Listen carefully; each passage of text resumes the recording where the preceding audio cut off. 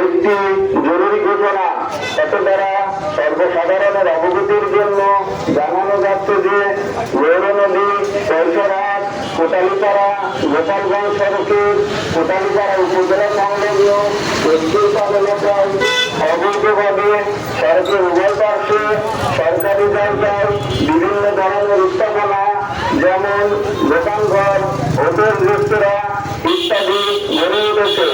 উক্ত অবৈধ স্থাপনা সমূহ আগামী 29/7/2025 তারিখের মধ্যে মিলিটারি উদ্যোগে সরিয়ে নেওয়ার জন্য অনুরোধ করা হলো। অন্যথায় পরবর্তী যে কোনো সময় নির্বাহী ম্যাজিস্ট্রেটের মাধ্যমে উচ্ছেদ কার্যক্রম পরিচালনা করা হবে এবং জরিমানা আদায় সহ মালামাল বাজেয়াপ্ত করা হবে। আগের তুলনায় জেলা প্রশাসন গোপালগঞ্জ ও নির্বাহী প্রকৌশলী